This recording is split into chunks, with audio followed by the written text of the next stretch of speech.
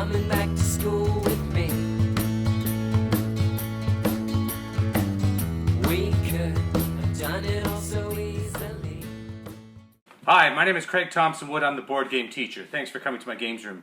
Today we're taking a look at Sumoku by Blue Orange Games.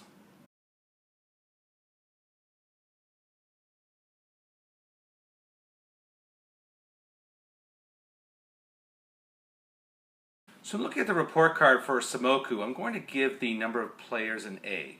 It plays between 2 to 8 players and even has rules inside for solo play. I'm not going to be covering the solo play mode today, but there's other variations in there as well too, some speed play and things like that. So I'll leave you to discover those on your own, but for now I'll be looking at the Sumoku as a classroom activity or large household or household game. But for this I'm going to give it, let's say, an A because it plays up to 8 players. For learning, I'm going to give the game a B+. What it's teaching you is it's looking at multiples of a number and then addition. So there's going to be addition in terms of the board that you're building on. It's kind of like a Scrabble type game or bananagrams. It's very, very similar to bananagrams, which you'll see when I show you how it's played.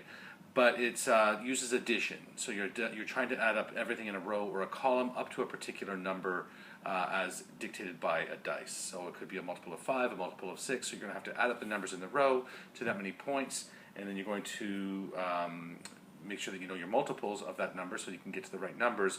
And then once you score, then you're going to be adding up your score as well. So there's quite a lot of math going on in here for this little game. So that's why I give it the B+.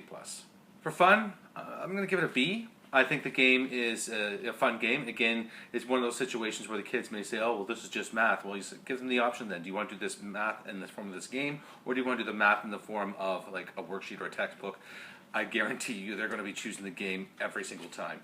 It's a fun way to practice some of those math skills, and the kids will be motivated to play it because it actually adds that element of fun to it, which is exactly the kind of thing that you want to be doing. For time, I'm going to give the game an A. I mean, the game has practically no setup time, no cleanup time, and again, it's one of those games which you can play to its logical conclusion as dictated by the rules, or you can play it to its logical conclusion in terms of, I don't feel like playing anymore, or the class has run out, or whatever it is. The fact that it's so easy to set up and clean up makes it, this little pom-pom is distracting me.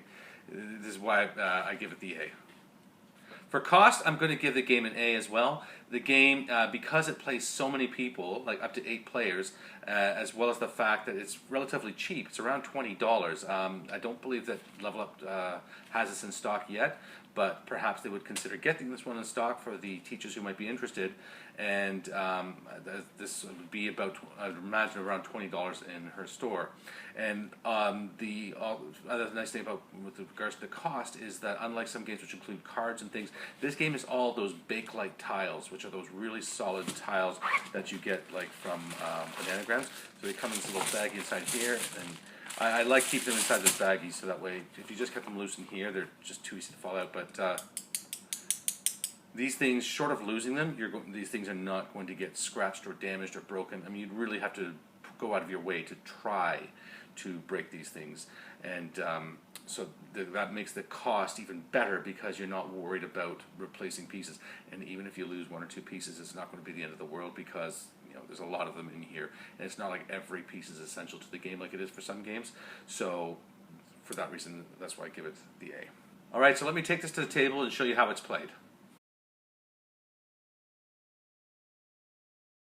So here's Sumoku all set up. Now what you don't see off to the side here, I have all the number tiles flipped to with their number sides down.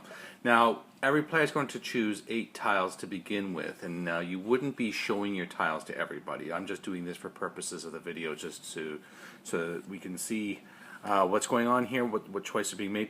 So first thing you're going to be doing is you're going to be adding up all the numbers to find out who has the least in their 8 tiles, and that person's going to go first. So I have 6, 10, 17, 19, 21, 26, 27 for this person, 7, 15, 22, 24, 29, 30, 34, and 9, 18, 23, 29, 30.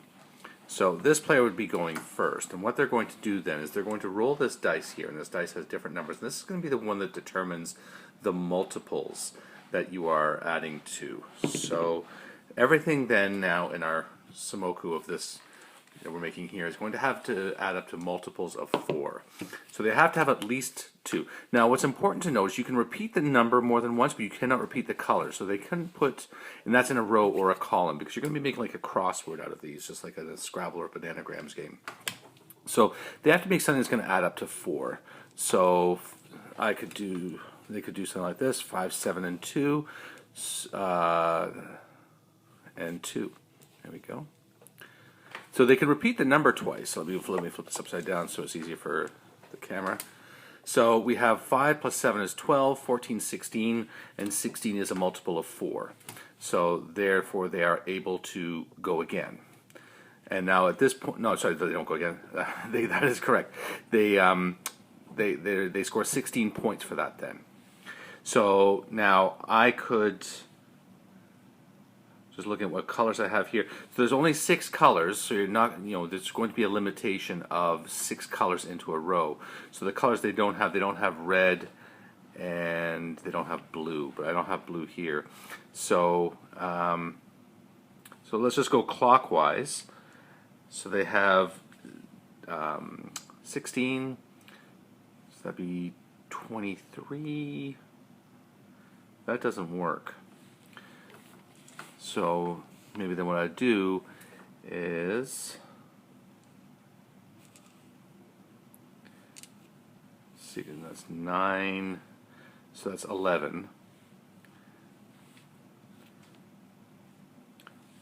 That's 14, 18. Oh, can't do the 2. 18, 26, 23. That's 6, 13. 13, I already have a 7, 13, 15, and 16. Oops, that's upside down. So that's 11, 13, 15, 16, so I have another 16, so this player will also score 16. And now this person would put 4 down, so they get 4 back, 3, 4, 2, 4, 6, 7, 8. And this person gets 2, 4 back as well. And that'll be over to me here. And then looking at this one now, I can again build off any of these. Now if I had a blue, it would be nice, especially if it gave it to me, because if you can get a row or column with all 6 colors, then you get a free turn. So you count up all the points for that one, then you get a free turn after that. But I don't have any blue, so I'm unable to do that. Now an important thing to note here too is, like, oftentimes when you see numbers like this, they have a little dot or a line at the bottom to show you which side is the, up. So which is the 6, which is the 9.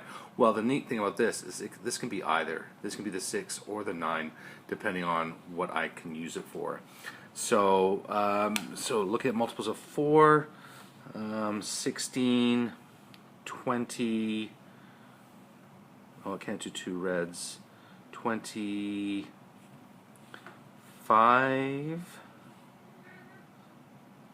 No. 20. So I might just be stuck with 20 there. So 16, 20, because all my other colors here, they're going to repeat. The red, I can't use the reds. Can't use the purple. So we got the yellow and the green. That could make 26. That doesn't help me. 21 doesn't help. 25 doesn't help. 26 doesn't help. 22 doesn't help. So that's it. I'm done with 20. So that would be my thing there then, is I have 20, and so I give myself 20 points. Now if, say this player, so I was at 20, say this player went like this now, and has a 4 there, that's now 24. They get the 24 points for that, because they're adding on to the existing thing, so they still add up. As long as it's still the multiple of 4, which is the requirement, they can add on as much as they want to the end of that. 20, 24, 31, 33, 32. So they can go there, and then that's 32, and 2, 4, 6, 8, and so on. And the game will continue until such time that all the tiles in the draw pile are gone, or until nothing can be added to the board, and then players will take all the remaining tiles they have in their hand. They will add those up and deduct that score from their total score that they've accumulated through the game, and that's it. That's how you play Sumoku. Sumoku. And that's how you play Sumoku. Well, that's going to wrap it up for today's episode. If you have any questions about Sumoku or have any other ideas for games that you might like to see on the channel that maybe I don't know about, that you really think are great games, then please do let me know, because as I said, there are so many games out there and I don't know them all, and I'm always learning about new games and love to hear what other people are using in the classroom as well. So leave me that message in the comment section below, and while you're down there, please don't forget to hit like and subscribe, because that really does help. Well, until next time, I'm Craig Thompson with the Board Game Teacher saying thanks for coming to the classroom.